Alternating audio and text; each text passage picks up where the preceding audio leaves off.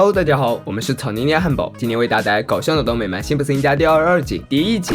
已经凌晨4点了，孩子们还在看电视。得知正在直播诺贝尔颁奖典礼，辛巴也来了兴趣，和孩子们坐下一起观看。经济学奖得主是贾格迪什·巴格沃蒂。马丁很高兴，他买对了。和平奖得主是小丑阿可，这可真是令人意外。这在春田镇可算是一个大新闻了。小丑也被邀请发表获奖感言，如今的他当然是非常嘚瑟。这个奖说出去，可比什么青少年选择奖要有排面多了。主持人询问他是否会去挪威领奖，小丑表示当然了，他很想看看北极圈，或者用他的话说是老婆睡的半张床。台下的观众对他讲的冷笑话反应冷淡，除了辛巴一个人笑得上气不接下气，这自然吸引了小丑注意。你那个笑点低的家伙，待会儿别走。直到坐在小丑的豪车上，辛巴还在继续笑，这笑点低的连小丑都忍不了了，于是制止了他，开始说正事。笑点低很多时候都看起来很傻，不过也并不是全无用处。这次领奖就需要辛巴到处烘托气氛，还有这等好事，辛巴想要带上小新。小丑有些不耐烦，谁管你？不得不说，诺贝尔奖得主逼格就是高，飞机外都是整齐划一的军人，唱着养养鼠和爪爪猫的主题曲。登机之前，小丑还向这对父子俩嘱咐了几句。看着他们渐渐远去，辛小妹的心里很不平衡，为什么跟去的就不是我呢？明明我更喜欢诺贝尔奖，每次好事都让小新给占了，就因为他是家里最大的，又是个男孩，剩下的就是小新占了，因为他是最小的，又是个婴儿。万分惆怅，辛小妹只能听听广播缓解情绪。过了一会儿，她发现这并不是回家的路，她神秘地说，也许他们并不马上回家呢。辛小妹情绪还是很低落，是啊，也许我们要去吃冰淇淋了呢。辛巴微笑耐心回答，你要想吃也可以啊，还是说更想参加1周的表演艺术夏令营呢？说着车子已经停了下来，辛小妹激动看着眼前小木屋，这时候她只需要话还没说完，辛妈就将萨克斯递给了她，这简直是太惊喜了。辛小妹感激亲吻了妈妈，就兴冲冲地离开了。耶，排在中间的孩子取得了胜利。这时候小新又不开心了，辛妈得意的笑笑，你不会以为我忘了你吧？说着就掏出一个全新的奶嘴，小新的享受的表情仿佛吸的不是奶嘴，而是香烟。每个孩子都开开心心，心满意足。辛妈真不愧为神仙妈妈，端水艺术家。辛小妹一来到营地就受到了暴击，先是被鬼脸吓了一跳，接着发现他们都是友善的小伙伴，唱着歌欢迎她的到来。多么好看的珍珠项链，多么美丽的海星头发，你就住在那间小木屋，我相信你一定会十分喜欢。艺术夏令营一定会成为你的挚爱。受到这样美妙气氛的感染，辛小妹也加入了他们的和声。这里有各种各样富有艺术才能的孩子，他们如众星捧月一般，举着辛小妹去登记了。这里有2位顾问，眼镜男和黑胡子，他们找到了辛小妹，要她领取夏令营 T 恤。艺术家的气质就是不一样，说话不到2句就开始唱歌。不过辛小妹很喜欢这样的气氛。2位顾问坐在台下，指导孩子们表演，告诉他们最重要的就是处理观众的嘘声。于是孩子们才说几句台词，眼镜男就在下面说，你家狗死了。黑胡子有些尴尬，你这怕不是嘘声吧？那好吧，这出戏还没有威灵顿植物园有生气呢，有点呢为了。不过你觉得他们知道这个吗？而且他们如果了解，就知道他们还是蛮有活力的。眼镜男低下头，我看我还是闭嘴吧。夜晚大家聚在一起参加篝火晚会，有人询问顾问不在夏令营的时候在做什么，他们很自豪地回答，身为杰出的艺术家，当然是住在最富艺术气氛的地区春鲁克林，然后没日没夜的表演、作画、跳舞、雕塑、弹吉他，排演义补生的剧本。说着说着又唱了起来。艺术家们手持明镜，让社会将罪恶看清。他们根除压迫与战争，如果在外露营，也会做最好吃的软糖夹心。热烈的气氛点燃了孩子们的情绪，纷纷开始加入了这个行列。接着狂欢，接着舞，音乐和舞蹈让艺术家们消灭贫穷。沙滩雕塑让他们将艺术创造。我从来都不知道艺术家们如此美妙。抱歉，我想和这只奶牛聊聊。我生产艺术就像你生产牛奶。是啊，可惜你的不能用品种。艺术家们的话让大家都竖耳聆听，因为他们比霍金还要聪明。霍金本人表示同意，所以舞起来，伙计们。霍金亲自打碟，韵律简史。辛小妹询问自己能否成为艺术家的一员，简单商讨之后，他们一致通过，并表示等到长大就去大城市磨练吧。不过这对于这样的漂亮女孩应该会很艰辛。夏令营的每个孩子都在施展才艺，辛小妹和小伙伴们躺在草地上畅聊。你看那朵云好像在说，你来演这个角色。那朵云好像是一个百老汇作家。听着伙伴们富有想象的描述云，辛小妹觉得自己终于找到组织了。然而辛妈突然出现在她的面前，一个星期过了，你该回家了。不是吧，已经周6了吗？辛小妹拿出相机仔细翻看，里面完完整整记录了每天的活动。回顾了一遍之后，她发现确实已经到时间了。虽然辛小妹极其不愿意，但辛妈很着急，她不想落在胖子马拉松后面。辛小妹向妈妈表示自己已经脱胎换骨，爱上唱歌跳舞，心马了然，不就歌嘛？车上也有，然后就放起小新听的儿歌，看着后面目送自己的2位顾问，辛小妹简直恨不得弃车而逃。回到学校后，辛小妹也情绪不佳，在音乐课特立独行，想给同学们 solo 一曲，这自然引起了老师的注意，让她严格按照谱子演奏。辛小妹却说，艺术夏令营鼓励他们张开翅膀，自由翱翔。老师很悲伤地告诉她，自己也曾去过夏令营，那个地方只会给你灌输永远也实现不了的白日梦。辛小妹不知道老师怎么会这样，于是她用歌声给了他答案：五香即乳香，工作让人烦，生活不如意，年龄53。辛小妹现在连饭也吃不下了，因为没有夏令营的小伙伴们引经据典的晚餐闲聊，于是她什么也没吃就上楼了，说要与自己的梦想告别。然而实际上却是出逃寻梦，这一切都被小新看到了。他递给姐姐一张长颈龙图片，以示祝福。趁着夜色，辛小妹骑着自行车上路了。经历千辛万苦，辛小妹终于来到2位顾问的居所。给她开门的是眼镜男，他很诧异的询问辛小妹的来由。他说自己想要加入艺术家的行列，他没有再多问，招手让她进来。这里的环境很差，破破烂烂，没有暖气，还时不时能够听见枪响。黑胡子走了过来，带着他偷的番茄片。辛小妹有些费解，这倒是什么艺术家啊？他们回答，卖三明治的艺术家，凡是掉在地上的都归他们吃。所以说艺术夏令营根本是个骗局嘛。他们显得有些难为情。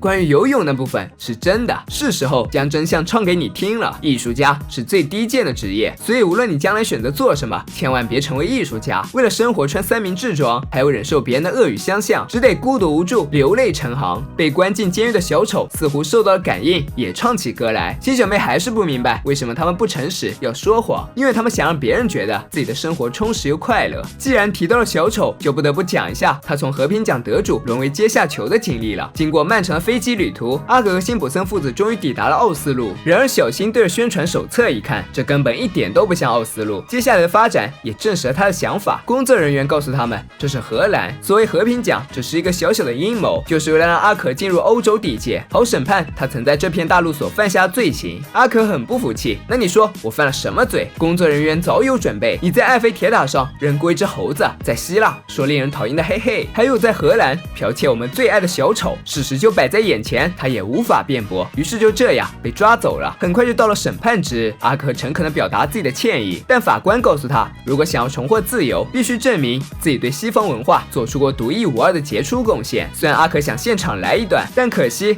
这里不是儿童电视台，没有人喜欢他哗众取宠的表演，现在只能将希望寄托在辛巴和小新身上了。小新觉得网上一定会有阿可做出过贡献的视频证据，然而上面清一色是阿可在节目上醉态百出，坦言自己的自残行为，绊倒了教皇，向婴儿车呕吐，用孩子当盾牌，在节目中发狂走光。唯一看起来正常的标题点开是阿可自曝和灯光师的老婆有过。拥有这些经历的阿可，神仙来了也带不动啊。监狱中的阿可收到感应，唱起了歌。艺术家身陷囹圄，被判无期，要想活命只能向狱警告命。不过当他唱出这些话时，就免不了一顿胖揍了。到终审的日期了，法官问他还有没有需要辩护的。板上钉钉事实，他自然无话可说，但他还希望用哗众取宠来扰乱法庭秩序。就在即将被带下去的时候，辛巴大喝一声手下留人，表示已经找到救阿可的证据。那是一段1990年的录像。阿可原本应该在南非表演节目，但由于主办方提供的薯片令他不满意而罢演，而这一行为刚好支持了义眼人士在太阳城罢演，以抗议南非政府的种族隔离政策。在阿可罢演的3日后，政府将南非第一任黑人总统放了出来，阴差阳错的举动竟然让阿可逃过了一劫。法官宣布此案结束，阿可无罪释放，这自然皆大欢喜，他们都要处成哥们儿了。辛小妹在艺术家们真正的表演地点观看了演出，一间破破烂烂的咖啡屋，听到他们真正表达心声的歌曲，很捧场的给他们鼓了掌，但他们既不喜欢又不自在。此时辛马找到了这里，他来接女儿回家。经历了社会毒打之后，辛小妹自然是谢天谢地妈妈来了，慌忙让她把自己带回去。帮辛小妹把东西放到车上之后，他们也该迎来正式的道别了。辛小妹表示等她大些再来试试，他们希望她能够记住这些编造东西，而不是现实生活中的他们，还说给她归途留了一个小惊喜。黑胡子对眼镜男说，我觉得我们从他身上学到的比他从我们身上学到的多。眼镜男说，是啊，因为我们什么也没有教他。那个惊喜就是一幅巨大辛小妹的肖像画，伟大辛小妹正在离开春鲁克林，这里曾经是也会一直是她的家。虽然艺术的力量很伟大，但终究他们还是得当三明治店员。本集加盟了欢乐合唱团的3位演员，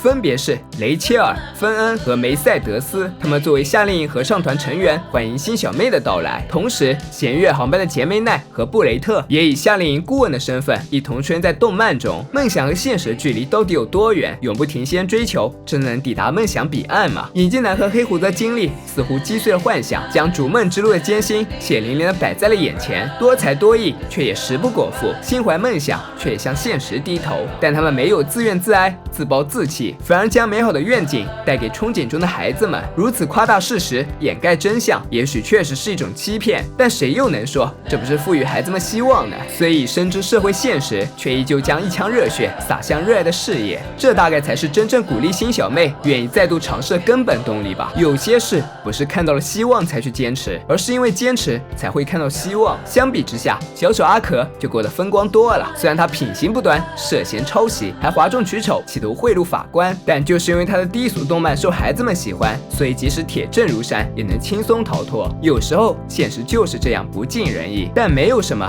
能够成为阻碍追梦的理由。就算最终结果不如你所愿，那也要尘埃落定前奋力一搏。如果将荆棘当作铺满鲜花的原野，人间便没有什么能将你我折磨。本期视频就到这里了，喜欢的小伙伴别忘点赞、评论、关注，咱们下次见，拜拜。